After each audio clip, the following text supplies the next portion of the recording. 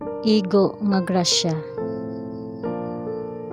2 Korinto kapitulo 12 bersikulo 9. Og siya nagaingon kanako, ang akong grasya igo kanimo, kay ang akong gahom ginahingpit diha sa kaluya. Sa diha nga ikaw gamay sa imong kaugalingon nga pagtan-aw, wala ba ikaw himuang nga pangulo sa mga banay sa Israel? 1 Samuel kapitulo 15 bersikulo 17. Dinhi gipunting ni Samuel ang hinungdan sa pagkatudlo ni Saul sa trono sa Israel. Siya adunay usa ka mapaobsanon nga opinyon sa iyang kaugalingon nga mga kapabilidad ug andam nga matudloan.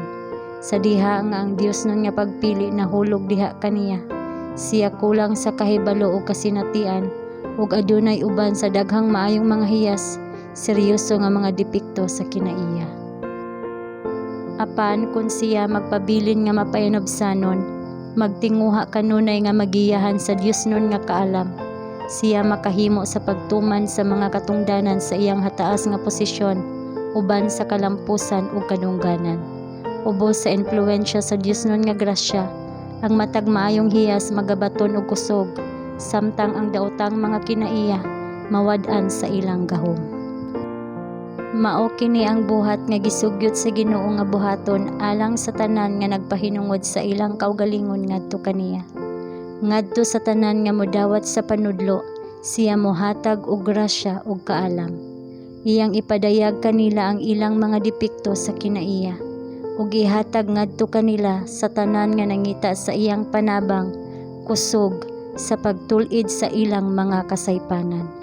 Bisag unsa pa ang makahasol nga sala sa tawo, bisan unsa nga mapait o makadaot nga mga pagbati nga makigbisog alang sa pagkamaayo, mahimo niyang buntogon kung siya magbantay ug makigubat batok kanila sa ngalan ug kusog sa magtatabang sa Israel. Ang mga anak sa Dios kinahanglan nga mag-ugmad sa usa ka maid-id nga pagkasensitibo sa sala.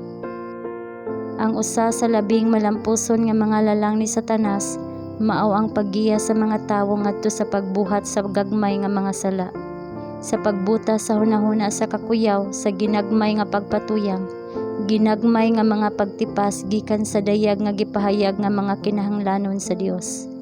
Daghan ang mukunhod uban sa kalisang gikan sa usa ka dakong kalapasan, nadala sa pagtan-aw sa sala sa gagmay nga mga butang, ingon nga walay hinungdan nga sangputanan.